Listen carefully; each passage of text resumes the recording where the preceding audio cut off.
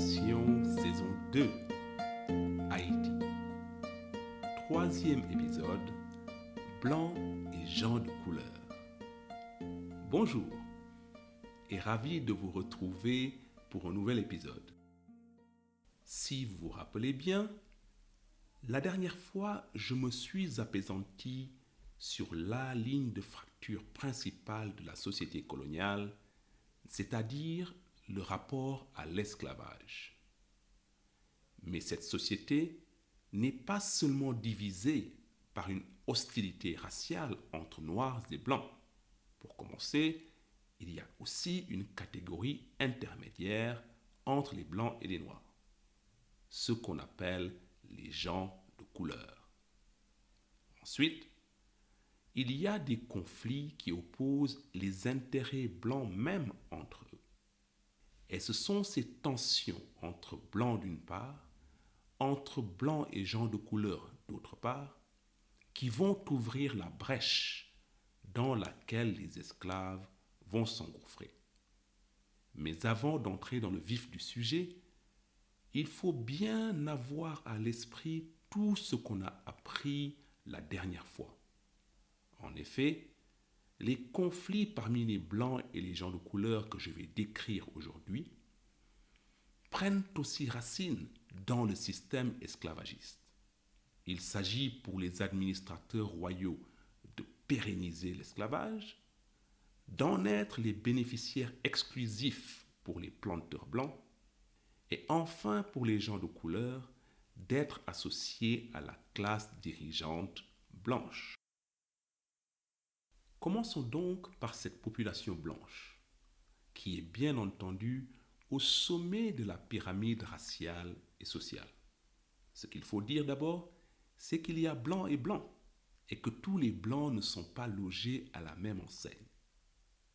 Ce qu'ils comprennent très bien, ce sont les esclaves, car ce sont eux qui inventent les termes de petits blancs pour désigner les blancs sans terre, par opposition aux grands blancs ou blancs-blancs, qui eux sont détenteurs de titres de propriété. Les grands blancs, pour le coup, c'est vraiment la pointe du sommet de la pyramide. Ce sont les grands planteurs et les riches négociants de la colonie. Pour la plupart, ce sont des cadets de familles aristocratiques venus faire fortune aux colonies. Ils sont souvent officiers, comme Monsieur de Galifet, qu'on a rencontré précédemment à la création de la colonie. À l'instar de Galifet, qui devient un des plus grands planteurs de la colonie, les grands blancs possèdent presque toutes les terres et par conséquent tous les esclaves. Mais cette communauté est toute petite et qui plus est, elle est seulement de passage. Dans l'idéal, les grands blancs débarquent et mettent sur pied des plantations. Et quand l'affaire est sur des rails, ils en confient la gestion à un procureur et retournent en France, avec l'espoir de toucher leur pactole ad vitam aeternam sans plus jamais mettre les pieds à Haïti. Ces plantations, dont les propriétaires sont absents, ne sont pas majoritaires, certes, mais ce sont les plus importantes et souvent les plus prospères. Cela dit, il y a toujours un certain nombre de riches planteurs et négociants présents sur la colonie, et ce sont eux qui y font la pluie et le beau temps. À l'opposé, les petits blancs, ce sont, si vous voulez, les perdants français du système colonial. Pensez au premier épisode et au début de la colonie. Les petits blancs, ce sont les aventuriers, les engagés, les ex-pirates qui peuplent Haïti avant 1697. À la création de la colonie, ils ne peuvent pas rivaliser avec les officiers comme Galifet. Et ils voient donc toutes les terres être monopolisées par les riches. Au XVIIIe siècle, beaucoup d'autres jeunes Français débarquent à Haïti, les yeux pleins du rêve colonial. Mais ce rêve se transforme souvent en cauchemar et beaucoup viennent grossir les rangs des blancs pauvres. S'y ajoutent aussi les planteurs qui font faillite et dont les biens sont saisis par des compagnies commerciales de Nantes, Bordeaux ou La Rochelle. Tout ce petit monde nourrit donc un ressentiment tenace envers les grands blancs, qui à leur tour détestent ces bonariens. Cette hostilité sera exacerbée par la Révolution française, car les petits blancs s'identifieront aux sans-culottes pour essayer de renverser les notables grands blancs.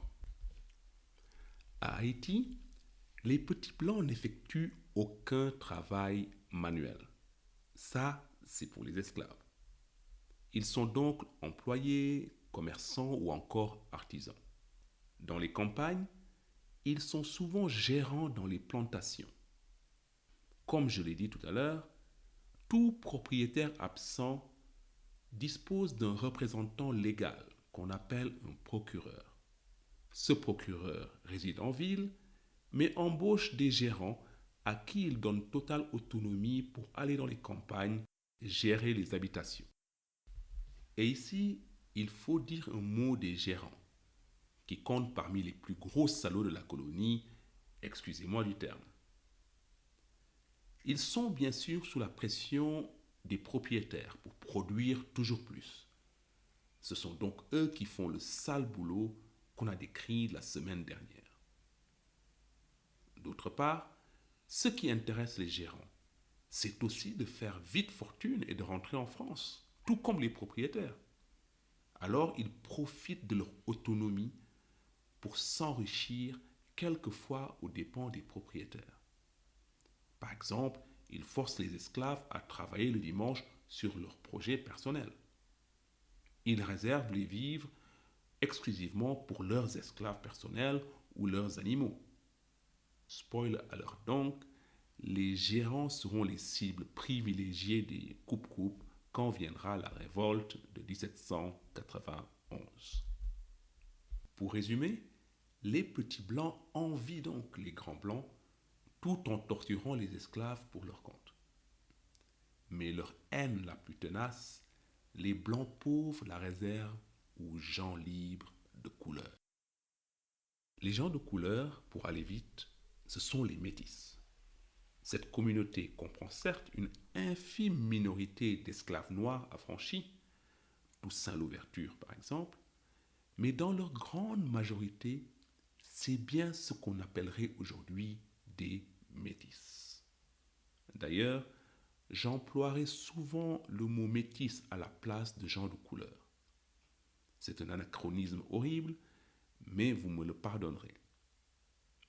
Au XVIIIe siècle donc, Haïti se distingue des autres colonies par une augmentation spectaculaire de la population métisse. Comment expliquer ça? Eh bien, pensez-y. La plupart des Blancs qui débarquent sur la colonie viennent seuls, sans femmes ni enfants.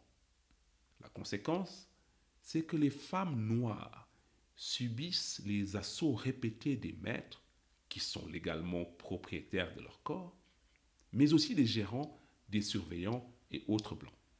De ces unions forcées naissent des enfants que leurs parents maintiennent volontiers en esclavage quand ça les arrange. Mais quelquefois, comme le permet le Code noir, ces enfants sont affranchis par leur père. Et ça, c'est une autre caractéristique de la colonie d'Haïti. À côté de l'extrême violence dont ils font preuve, les colons ont une tradition bien ancrée de manumission, c'est-à-dire d'affranchissement. L'historien Malik Gachem montre bien que la brutalité et la manumission sont deux manifestations de la toute-puissance du maître sur ses esclaves. C'est d'ailleurs dans son ouvrage L'Ancien Régime et la Révolution haïtienne que j'ai trouvé cette citation de Paul Venn qui explique le pouvoir de la manumission. Je cite: « Le plaisir qu'un maître prend à affranchir confirme l'autorité en vertu de laquelle il pourrait aussi ne pas le faire. Fin de citation. Aussi, les propriétaires affranchissent leurs enfants métis en grand nombre. Ces rejetons métis se lient à des blancs ou à des noirs ou à d'autres métis et la population dite des gens de couleur explose jusqu'à atteindre 28 000 âmes en 1789, presque autant que les 30 000 blancs. Et comme je le disais tout à l'heure, ces manumissions à grande échelle sont rendues possibles par le Code noir. Dans son article 59, le Code noir accorde aux esclaves libérés, je cite, les mêmes droits, privilèges et immunités dont jouissent les personnes nées libres. Fin de citation. Les métis peuvent acheter des terres et des esclaves. Ils peuvent s'instruire et exercer la profession de leur choix. Ils peuvent vivre comme n'importe quel blanc, et c'est ce qu'ils font. S'ils ne sont pas très présents dans le sucre, beaucoup de gens de couleur font fortune dans l'indigo, mais surtout avec le boom du café à partir de 1750. Cette communauté des gens de couleur compte beaucoup d'entrepreneurs, comme on dirait aujourd'hui. Un exemple. Certains gens de couleur achètent des terrains du bord de mer à Port-au-Prince et ils font fortune en les revendant quand Port-au-Prince devient la capitale de la colonie. Il y a donc une oligarchie de couleur qui est en tout point similaire aux Grands Blancs, en ce sens que ce sont de riches propriétaires de terres et d'esclaves. C'est la raison pour laquelle certains blancs-becs qui débarquent dans la colonie convolent souvent avec des femmes libres de couleur. C'est un partenariat gagnant-gagnant. Ces blancs sans le sou reçoivent en dot des titres de propriété très précieux. De l'autre côté, les femmes de couleur blanchissent, pour ainsi dire, leur famille. Un exemple, Julien Raymond. Retenez bien ce nom car Julien Raymond jouera un rôle crucial dans notre histoire. C'est en 1726 que le père de Julien Raymond, un pauvre paysan du Languedoc illettré, immigre à Haïti. Sur place, il épouse une fille riche et éduquée, Marie Bagasse, dont le seul défaut est d'être métisse. Avec ce mariage, M. Raymond devient du jour au lendemain un riche propriétaire. Et Marie Bagasse met au monde des enfants blancs. Pendant toute la première moitié du XVIIIe siècle, les métis augmentent leurs effectifs et leurs fortunes sans grand problème. Mais à partir des années 1760, leur relative prospérité va provoquer un retour de bâton avec l'apparition d'une législation discriminatoire contre eux sur une base strictement raciale. Pour comprendre pourquoi, il faut se rappeler qu'en 1763, la guerre de 7 ans prend fin et la France en sort fortement affaiblie. C'est là, par exemple, que la France perd ses territoires canadiens. Haïti devient donc pratiquement la seule destination pour tous les pauvres qui veulent tenter leur chance aux colonies. Ça tombe bien, on est en plein boom du café. Mais les petites gens qui débarquent de métropole se retrouvent en compétition frontale avec les gens de couleur, qui eux sont déjà sur place depuis plusieurs générations et en place. Ils connaissent bien le pays, ils ont un réseau très développé et beaucoup de gens de couleur sont déjà installés dans les régions montagneuses bien avant le boom du café. Du coup, quand vient le boom, ils créent des plantations de café sur des terres qu'ils possèdent déjà et font encore plus fortune. Cette prospérité irrite les petits blancs au plus haut point. Pensez-y, l'inégalité raciale, c'est le principal argument de vente de la destination Haïti pour les petits blancs.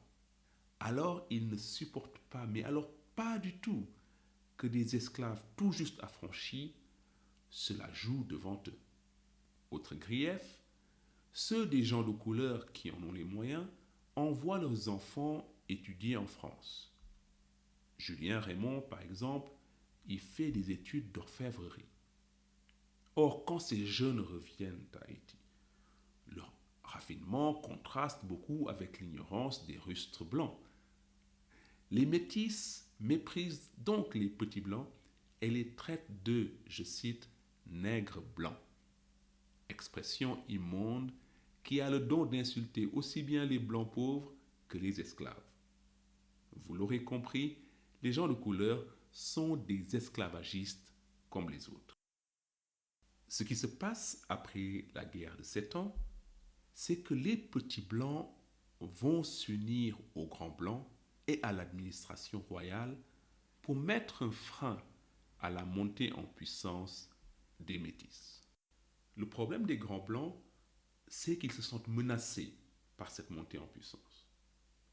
Et en ce qui concerne l'administration royale, son souci est de mettre un frein à la manumission, de ne pas laisser cette communauté augmenter de manière significative. Les fonctionnaires royaux ont toujours considéré la manumission comme une soupape de sécurité pour éviter une révolte d'esclaves. Mais ils craignent que les affranchis ne s'unissent avec les esclaves pour détruire la colonie. Bon, sur ce plan, il n'y avait pas d'inquiétude à avoir, car pour les esclaves, les gens de couleur sont des maîtres comme les autres, ce qui est aussi l'ambition de ces mêmes gens de couleur. Mais dans le climat patriotique qui suit la défaite de la guerre de 7 ans, l'administration royale en profite pour redéfinir le corps social blanc et en exclure les gens de couleur. Cela se fait avec une législation discriminatoire systématisée. Voici ce que j'en lis dans Les Vengeurs du Nouveau Monde de Laurent Dubois. Je cite: une ordonnance royale de 1764 proscrivit aux individus d'origine africaine de pratiquer la médecine. L'année suivante, une autre ordonnance les exclut des professions juridiques.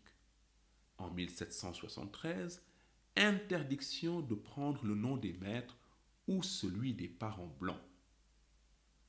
La famille de Julien Raymond se plia de mauvaise grâce, changeant le Raymond R-A-Y-M-O-N-D paternel en Raymond R-A-I-M-O-N-D. En 1779, un règlement rend illégal le fait d'affecter la tenue vestimentaire, la coupe de cheveux, le style ou l'allure des blancs. Des ordonnances locales leur interdisent également de se déplacer en attelage ou de posséder certains meubles d'intérieur.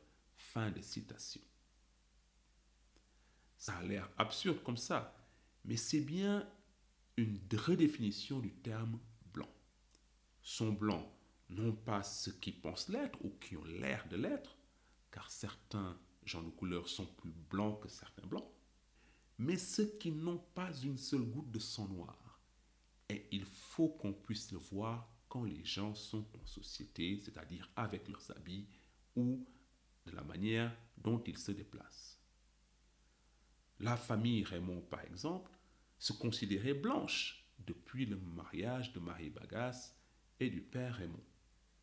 Mais à partir de 1760, elle est reversée manu militari dans la catégorie de couleur à cause de leur aïeul maternel noir.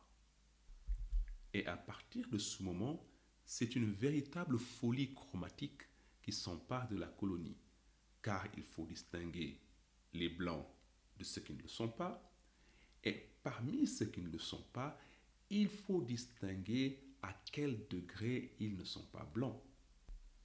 Moreau de Saint-Méry fait une description de cette folie chromatique et arrive à distinguer 128, si, vous avez bien entendu, 128 nuances entre le blanc et le noir. Il y a les, je cite, mulâtres, la mère de Julien Raymond par exemple, née d'un blanc et du noir.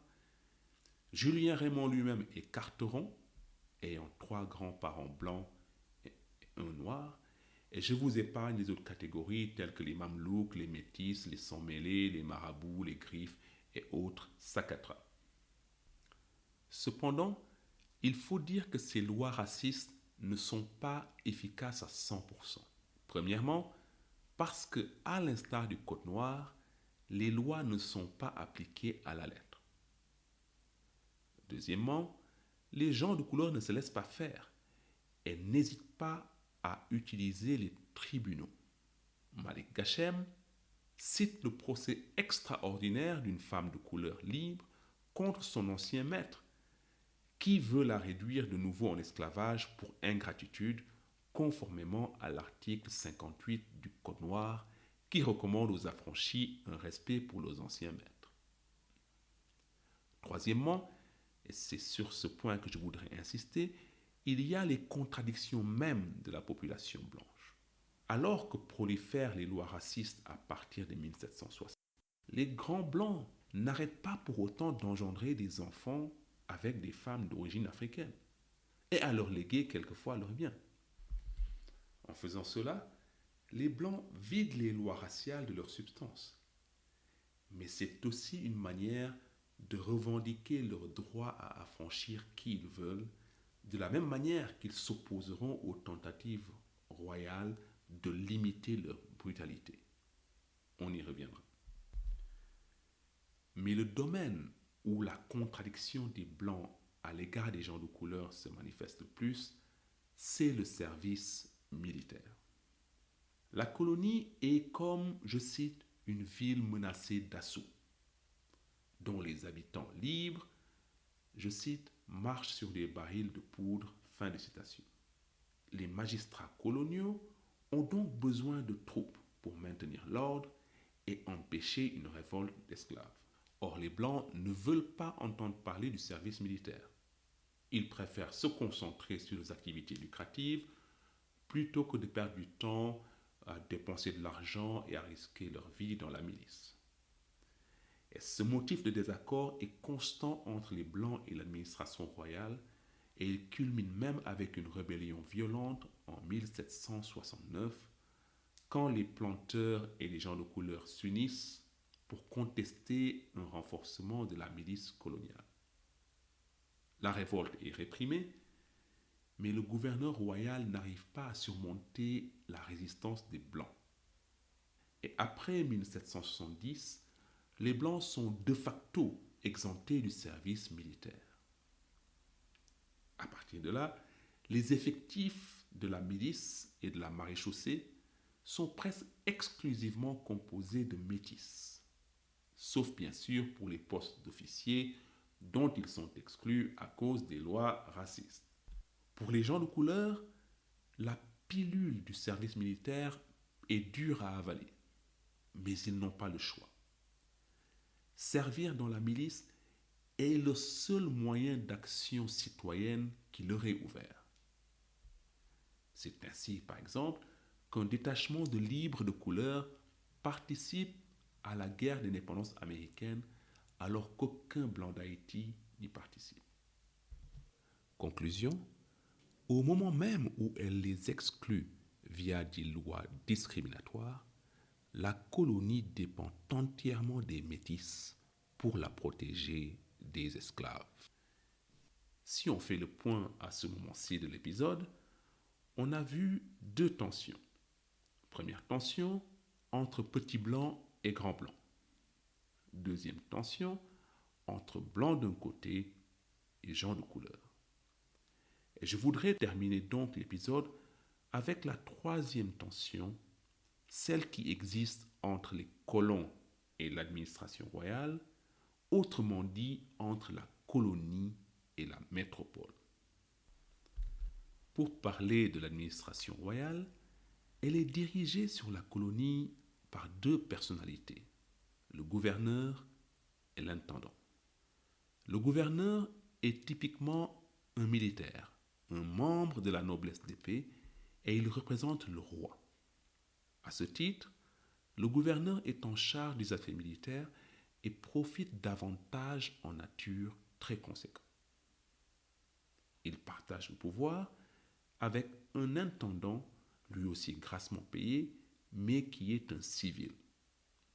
C'est généralement un juriste et il est censé s'occuper des aspects civils et judiciaires. Toutefois, les compétences du gouverneur et de l'intendant se chevauchent considérablement, ce dont profitent les planteurs qui jouent de la rivalité entre intendant et gouverneur. De leur côté, pour faire face à l'hostilité des Grands Blancs, les administrateurs royaux jouent souvent la carte des petits Blancs. Les sujets de discorde entre administration et planteurs ne manquent pas, mais retenons-en deux qui traversent le siècle. La politique économique et le traitement des esclaves. En ce qui concerne l'économie de la colonie, elle est régie par le système de l'exclusif. L'exclusif a été mis en place sous l'impulsion de Colbert au XVIIe siècle. Ce que ça veut dire concrètement, c'est que seuls des navires français peuvent commercer avec les colonies françaises. À Haïti, pour les planteurs, ça veut dire qu'ils doivent acheter tout leur équipement, toutes leurs provisions au prix fort auprès de négociants français. Or, leurs besoins en vivres, en esclaves et en équipements sont très grands, car le sucre est une affaire très industrialisée. Deuxièmement, ils se focalisent exclusivement sur des cultures d'exportation au détriment de cultures vivrières. Ils rendent donc ainsi les importations nécessaires. Ensuite, les planteurs sont obligés de vendre leur café, leur sucre, leur indigo exclusivement aux négociants français. Or, ces mêmes négociants réexportent les 2/3 du café et du sucre qu'ils achètent à Haïti avec une marge conséquente. Les planteurs savent donc qu'ils se font flouer par la métropole, car ils pourraient vendre directement sur le marché international et plus cher. De notre côté, s'ils achetaient directement leurs provisions et leurs esclaves sur le marché international, ils l'achèteraient moins cher aussi. Résultat, la contrebande est partout à Haïti, à un tel point qu'un gouverneur accusé de mollesse déclare en 1733, je cite, « Je suis seul contre toute la colonie ». Fin de citation. Les denrées qui n'arrivent pas assez vite ou pas en assez grande quantité de France, les colons les achètent à Cuba, en Jamaïque ou même en Nouvelle-Angleterre, c'est-à-dire aux États-Unis. Cette contrebande concerne bien sûr aussi les esclaves, avec des risques car les Anglais en profitent pour se débarrasser d'esclaves rebelles. Par exemple, Doughty Boukman, futur leader de la révolte de 1791, est probablement né en Jamaïque. En échangeant avec les colonies anglaises, hollandaises ou espagnoles, les planteurs de Saint-Domingue se rendent compte non seulement du manque à gagner économique, mais aussi de leur propre manque d'autonomie politique, comparé à l'autonomie des planteurs jamaïcains par exemple. Pendant toute la colonie, l'exclusif est donc une pierre d'achoppement entre les colons et Versailles.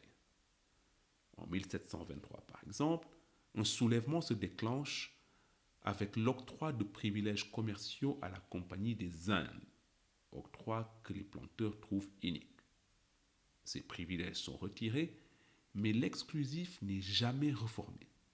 D'autre part, malgré leurs efforts, et contrairement aux planteurs américains, ceux de Saint-Domingue n'arrivent pas à se libérer de la tutelle politique de Versailles. C'est ce qu'ils appellent le despotisme ministériel. Le deuxième domaine où le gouverneur et l'intendant royal sont considérés comme des empêcheurs de tourner en rond, c'est celui du traitement des esclaves. Entendons-nous bien, le désaccord ici ne porte pas sur le principe. Non, tout le monde est d'accord pour utiliser la brutalité contre les esclaves à des fins préventives. Mais là où l'administration royale et les colons ne sont pas d'accord, c'est sur la manière. Et c'est comme ça qu'il faut comprendre d'ailleurs le Code noir. Le Code noir, c'est une tentative du législateur royal de mettre des garde-fous afin de rendre le système de l'esclavage plus pérenne et plus durable. Il y a par exemple des dispositions relatives aux heures de travail qui sont réglementées, à la nourriture, au logement, à l'habillement et même aux punitions comme on l'a vu la semaine dernière. Le Code noir essaie d'avoir une vision à long terme et essaie de canaliser la toute-puissance des planteurs. Mais les maîtres refusent toute interférence dans le rapport de force avec les esclaves. Et sur le terrain, le Code noir est juste ignoré, comme on l'a vu la semaine dernière. Or, il se trouve que la réouverture qui suit la fin de la guerre d'indépendance américaine, on est là donc à la fin des années 1770, cette réouverture entraîne un boom économique énorme et partant une explosion des importations d'Africains en esclavage. Quelques chiffres. Alors qu'il en arrive 10 à 20 000 entre 1740 et 1770, il en arrive entre 30 et 40 000 dans les années 1780 et 48 000 pour la seule année 1790. Ce qui se passe, c'est que la demande explose et qu'on fait travailler les esclaves à mort et ils meurent de plus en plus comme des mouches. Et il faut les remplacer toujours plus pour répondre à la demande qui ne faiblit pas. Les tortures et les mauvais traitements sont si épouvantables à partir des années 1780 qu'on signale des émeutes dans beaucoup de plantations. Et là, l'administration royale commence à s'inquiéter. Elle craint de voir le système s'effondrer à cause de la brutalité extrême des planteurs et de leur recherche du gain à court terme. L'administration royale réagit donc avec deux ordonnances en 1784 et 1785. Ces ordonnances rendent obligatoire la tenue d'un registre de travail et de production dans chaque habitation. Elles assouplissent aussi le Code noir en accordant le samedi après-midi comme temps de repos en plus du dimanche. Ensuite, elles limitent les heures de travail et garantissent une amélioration de l'alimentation des esclaves. Enfin, elles donnent aux esclaves la permission de porter plainte en cas d'abus et déclarent passibles de la peine capitale les maîtres coupables de meurtre sur un esclave. Alors là, ça ne va pas du tout. C'est une levée de bouclier immédiate chez les colons. Pêle-mêle, ils dénoncent une atteinte au droit sacré de propriété. Il affirme que, je cite, « Croire aux accusations des nègres, c'est ouvrir la porte à la révolte, c'est les armer contre les blancs. » Fin de citation. Certains disent encore que les autorités royales mettent, je cite, un poignard entre les mains des esclaves, fin de citation, s'ils peuvent attaquer les maîtres au tribunal. On voue hégémonie le ministère des colonies, ces fonctionnaires qui n'y connaissent rien au sucre et qui viennent fourrer leur nez dans les affaires haïtiennes avec ces ordonnances abolitionnistes. En gros, laissez-nous torturer en paix, on sait ce qu'on fait. Le tollé contre les ordonnances de 1784-1785 est tellement énorme que la Cour du Cap, c'est-à-dire l'instance législative la plus haute de la colonie, la Cour du Cap refuse d'enregistrer les ordonnances royales, ce qui est la condition nécessaire à leur exécution. Le bras de fer entre le Cap et Versailles dure plusieurs années et prend fin seulement quand un édit royal supprime la Cour du Cap et en transfère tous les pouvoirs à Port-au-Prince. Scandale, manifestation du despotisme ministériel, crient les colons.